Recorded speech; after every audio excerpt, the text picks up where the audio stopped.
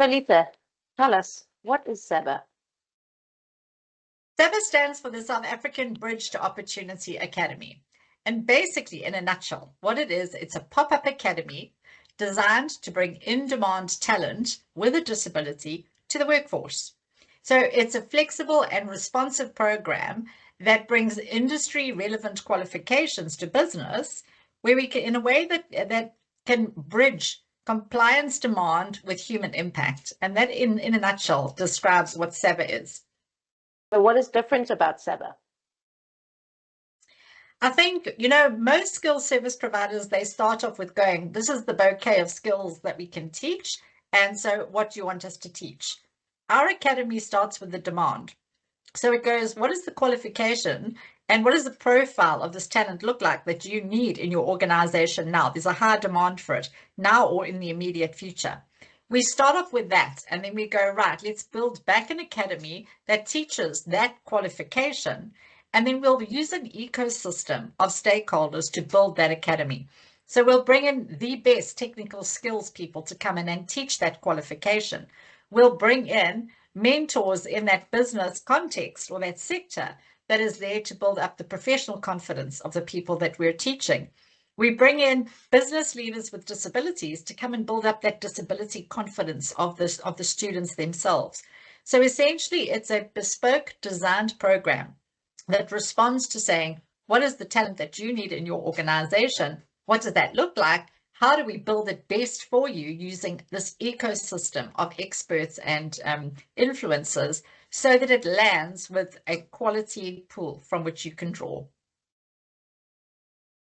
And what does a typical SABA program look like? Well, it's multifaceted. Basically, the journey of building this program, it starts off by going to an employer or a group of employers. Let's take cybersecurity as an example of a common program that we run. Banking industries, for example, and our financial sector will go specialists. So now we know what the demand looks like. And we go, well, what do we need? We need general knowledge of IT systems, networking, and we need an international certification in order for it to be the caliber of knowledge that we need. So we start there. We then go, what is the perfect profile of that person for that position? And we look at both the human qualities, the behavioral qualities, and the technical competence of that person. We then go back and say, now let's map the skills journey. So how many years of experience do they need? What qualifications, degrees, or diplomas do they need? What international certifications do they need?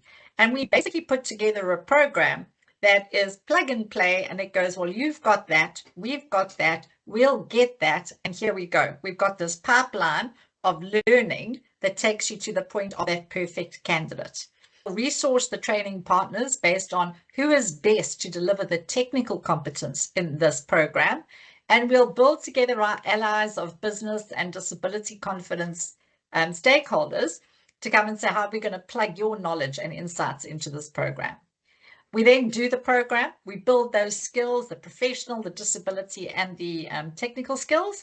And then at the end of that, and during that process, we start to organically introduce those individuals to both the employers directly and the network of employment that we are feeding, or that sector that we're feeding the talent into. Can you tell us, how does SABA measure its impact? Oh, this is a particular area of passion for me, because I think far too often we try to measure the impact of skills investments by quantitative methods. How many people are qualified? For me, we've got a lot of people in our South African ecosystem that are in learnerships that have 3 or 4 or 5 different qualifications, but they're not qualifications we need in our business. It's not converting to meaningful employment. So we intentionally measure the impact of our programs both qualitatively and quantitatively. How qualitatively? It's not by how many people complete our program. It's by how many people become meaningfully employed in the career trajectory of their choice. That is how we measure quantitatively. Once they've gone through our program, how many get converted into meaningful careers? The second thing we look at is qualitative impact. And that is, how do we make our candidates feel by the time they've finished our program? Are they feeling disability confident and capable of navigating their own success in the economy?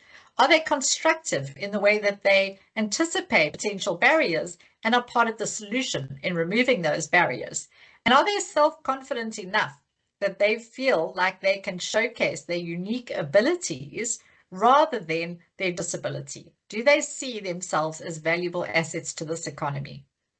I also think we measure impact by how we make our employers feel, those stakeholders in the employers that we partner with. So do the business unit leads feel more disability confident? Are the decision makers and the hiring managers getting real capabilities of looking past a disability towards an ability? Are we converting those conversations into better placements and more talent in your organization?